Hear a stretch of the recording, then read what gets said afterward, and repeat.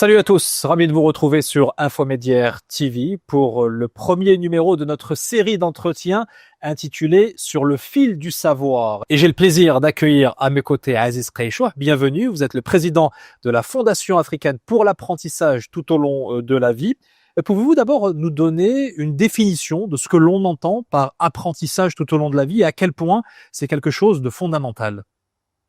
L'apprentissage tout au long de la vie, c'est un changement de paradigme d'abord, parce que classiquement, nous avons appris que nous apprenons jeunes, nous travaillons adultes et nous transmettons vieux. Aujourd'hui, ce paradigme est en train de changer et chacun de nous est confronté à de nouvelles situations socio-économiques et professionnelles tous les jours, vu toutes les révolutions auxquelles nous sommes en train d'assister sur le plan connaissance, sur le plan savoir, sur le plan méthodologique, sur le plan conceptuel, sur le plan technologique, pas uniquement du digital, surtout.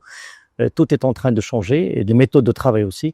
Et donc, par conséquent, nous avons besoin d'être toujours en mode d'apprentissage. Ce changement de paradigme, évidemment, nous oblige à avoir un nouveau regard sur l'apprentissage. Ce changement de paradigme, où est-ce que vous le situez? À quel moment il a pu se produire? En fait, les études disent que il y a une vingtaine d'années que nous avons commencé à assister à ce grand changement plus rapide. Parce qu'il faut savoir que toutes les évolutions humaines sont passées par plusieurs étapes et la plus récente qui est appelée sur le plan le mot market à travers lequel on market cette révolution 4.0, mais en fait c'est plus profond que ça. Il y a plusieurs années, il suffisait d'avoir un bon diplôme pour pouvoir travailler avec pendant 30 ans à 35 ans de carrière. Aujourd'hui, ce n'est plus le cas. Nous sommes face à un phénomène de diplômes qui, au bout de 5 ans, 6 ans, ils sont relativement obsolètes en termes de connaissances et en termes de savoir, en termes de méthodes que nous avons appris au niveau des écoles et des universités. Et donc, nous sommes, chacun de nous, tous les jours, invités à apprendre d'une manière continuelle par rapport à notre contexte, par rapport à notre écosystème. Quels sont, d'après vous, les bénéfices de cet apprentissage tout au long de la vie, que ce soit pour l'individu, mais aussi pour l'ensemble de la société? D'abord, pour l'individu, c'est que on permet à l'individu d'être toujours dans une position confortable au niveau de tissu socio-économique. Les métiers sont en train de changer. L'évolution linéaire des métiers n'est plus possible. Aujourd'hui, nous sommes face parfois à des ruptures dans des métiers parce que les méthodes de travail changent et par conséquent, tout autour de nous est en train de changer. Et donc, l'individu tire bénéfice parce qu'il restera durant toute sa vie professionnelle, mais également au-delà de sa vie professionnelle, productif, utile pour la société, d'abord pour soi-même, mais également pour la société. Et d'une manière générale pour la société, une société qui assure un apprentissage continuel de l'ensemble des catégories sociales bénéficie d'un développement continu, périn et surtout solide et évidemment capable de faire face à tous les défis que nous connaissons aujourd'hui, mais également les défis futurs que nous ne connaissons pas aujourd'hui. Apprendre tout au long de la vie, ça demande une démarche, ça demande une prise d'initiative, ça demande d'être proactif. Quelles sont les craintes qui peuvent survenir chez un individu quant au fait de s'inscrire dans cette dynamique? Les craintes, en fait, sont, à mon avis, des craintes qui ne sont pas acceptables. Parce que il n'est pas normal que nous restons à différentes étapes de l'âge avec les mêmes connaissances. Parce que nous devons apprendre de nouvelles langues, nous devons apprendre de nouveaux outils de travail. La réglementation des secteurs dans lesquels nous travaillons change tout le temps parce que la réglementation accompagne l'évolution des sociétés et les besoins. Nous sommes également devant beaucoup d'innovations technologiques dans l'ensemble des métiers, les métiers de services, les métiers industriels, même les méthodes de travail dans l'administration, comment on rend service aux usagers, aux bénéficiaires. Tout change de manière continue, ce qui est bénéfique, parce que ça crée de nouvelles opportunités à tout le monde. Et donc, le fait d'avoir cette capacité de résilience basée sur un apprentissage continu solidifie notre existence et nous épargne d'être dans une logique de survie professionnelle. Et plutôt, si on est proactif, si on est anticipatif, nous restons utiles pour nous-mêmes et également utiles pour l'entreprise dans laquelle nous travaillons ou l'administration dans laquelle nous travaillons et par conséquent pour toute la société. Je le rappelle, vous êtes président de la Fondation africaine pour l'apprentissage tout au long de la vie. Ce regard sur ce sujet central, on le comprend, pour la société et pour l'individu, il a quelle portée sur l'ensemble du continent?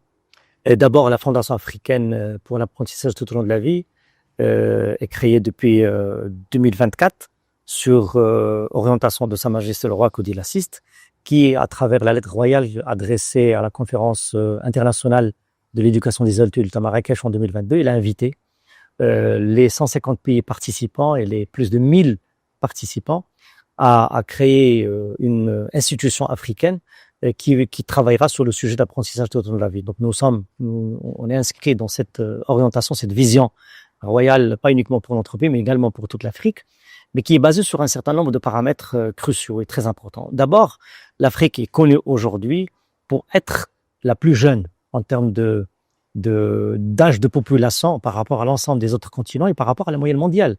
La moyenne mondiale est de 15%. L'Afrique, on est sur une moyenne de 40% de jeunes, moins de 30 et quelques, à peu près moins de 40 ans. Ce qui donne beaucoup d'opportunités à l'Afrique. Mais la condition sine qua non pour qu'on puisse profiter de ce gisement humain extrêmement ambitieux et riche, c'est de lui permettre d'être toujours en apprentissage continu pour profiter de toutes les innovations et les changements que nous sommes en train de constater sur les méthodes d'apprentissage, sur les modes d'accès au savoir, et également sur le profit que nous allons tirer des connaissances que nous allons avoir. Donc nous sommes dans cette logique. Donc la vision est très claire et la Fondation travaille sur plusieurs chantiers très importants pour pouvoir atteindre cet objectif majeur. Les actions, par exemple, quelques-unes que vous menez dans cette perspective? Nous avons un plan d'action sur 3 années qui a été élaboré, 2025, 2026, 2027. Premièrement, nous allons travailler sur l'accompagnement des différents gouvernements des pays africains pour avoir des politiques publiques en matière d'apprentissage à 360 degrés, multidimensionnelles et multisectorielles pour cibler le maximum possible des populations d'une manière équitable et inclusive et évolutive. Également, nous allons travailler sur beaucoup de partage de savoir-faire, que ce soit entre les pays africains dans une logique de coopération sud-sud, mais également pour pouvoir profiter des autres pays qui nous ont devancés sur ce sujet. Et troisièmement, nous souhaitons que l'Afrique soit une locomotive par rapport à ce sujet d'apprentissage tout au long de la vie, vu la richesse culturelle, linguistique, géographique que nous avons, socio-économique également, et politique que nous avons au niveau de l'Afrique. Donc c'est vraiment une opportunité historique pour tout le monde sur ce sujet-là. Et ces ambitions, elles se confrontent à quel type de défis que vous devez relever? En fait, les défis sont également les éléments de réussite. Nous pensons que les grands défis, c'est cette diversité culturelle et linguistique. Parce que lorsqu'on parle d'apprentissage, il faut qu'on arrive à ce que chaque individu, chaque citoyen puisse avoir la possibilité d'apprendre avec sa langue, pas nécessairement la langue maternelle, mais en tout cas la langue à travers laquelle il se sentira confortable pour apprendre. Donc, les acteurs, les producteurs de contenu d'apprentissage, que ce soit du contenu par les universités, par le monde académique, les universités, etc., par les acteurs publics, par les acteurs privés, par les acteurs associatifs, par les acteurs communautaires, il faut que tout soit accessible sur le plan linguistique, mais sur le plan également méthodologique. Et pour cela, nous allons beaucoup profiter du digital qui offre beaucoup de solutions à ce sujet-là en termes d'intelligence artificielle, de traduction simultanée, de mode synchrone, asynchrone. Donc vraiment, nous allons essayer de profiter de cette nouvelle richesse technologique pour atteindre cet objectif majeur. Est-ce que vous avez en tête une histoire particulière de l'impact que cet apprentissage tout au long de la vie a pu avoir sur des individus, un groupe d'individus? Il y a plusieurs exemples, mais juste pour illustrer, si vous prenez par exemple quelqu'un qui a eu beaucoup de difficultés pour avoir un diplôme initial, Bac+2, Bac+3 ou Bac+5, et qui, lorsqu'il s'insère sur le marché de l'emploi, les 5 premières années, il se rend compte qu'il n'est plus à l'aise dans le métier qu'il est en train de faire. Aujourd'hui, avec cette nouvelle configuration, il a la possibilité d'apprendre de nouveaux métiers, d'avoir accès à de nouveaux certificats d'apprentissage pour qu'il puisse aller vivre d'une manière encore plus épanouie dans d'autres environnements professionnels. Et ça, il y en a beaucoup d'exemples au Maroc, mais également dans d'autres pays qui ont pu avoir, comme vous le savez, il y a plusieurs schémas éducatifs. Aujourd'hui, on a beaucoup de problèmes en termes de passerelles entre les métiers, entre les formations. Aujourd'hui, avec ce nouveau mode d'apprentissage tout au long de la vie, nous offrons la possibilité à chacun de pouvoir d'abord valoriser ses connaissances et ses compétences acquises à un moment donné, mais également de pouvoir en profiter pour accéder à d'autres savoirs et d'autres connaissances pour le futur. Mais l'idée de fond, c'est de permettre à chaque individu, premièrement, d'être utile pour lui et pour la société, et de profiter de sa vie également, et d'apprendre et d'être productif le plus longtemps possible de sa vie. Dernière question d'ordre pratique. Quelqu'un qui nous regarde là en ce moment et qui souhaiterait s'inscrire dans cette dynamique d'apprentissage tout au long de la vie, vous lui conseillez de commencer par quoi et comment? D'abord, il ne faut pas penser que c'est quelque chose qui est trop difficile ou ça demande une grande décision. Les grandes transformations démarrent toujours par des petites décisions. Donc, le meilleur conseil que nous donnons à chaque individu, c'est par rapport à son écosystème, par rapport à son environnement, professionnel ou personnel, pour qu'il se mette à apprendre tout de suite, aujourd'hui ou demain, pour apprendre une nouvelle langue, apprendre à améliorer son travail par de nouveaux outils de travail. Aujourd'hui, la connaissance est disponible par plusieurs canaux, par plusieurs moyens. Ce n'est pas le cas il y a 30 ans, 40 ans. C'était un peu difficile d'accéder au savoir. Aujourd'hui, c'est devenu possible. Et donc, par conséquent, la première décision, c'est de dire que demain, je vais apprendre quelque chose qui va me permettre d'améliorer mon quotidien, personnel ou professionnel, très rapidement. Et ces petits résultats donneront certainement à titre individuel, de grands résultats au bout d'une année ou de 2 années. Nous avons vu ça, donc plusieurs exemples. Également, si je prends l'exemple d'une entreprise qui décide de métamorphoser ses méthodes de travail, il faut qu'elle se mette très rapidement et partager beaucoup d'outils avec ses collaborateurs pour qu'ils puissent s'améliorer eux-mêmes. Et l'amélioration individuelle, en fait, c'est la richesse du collectif.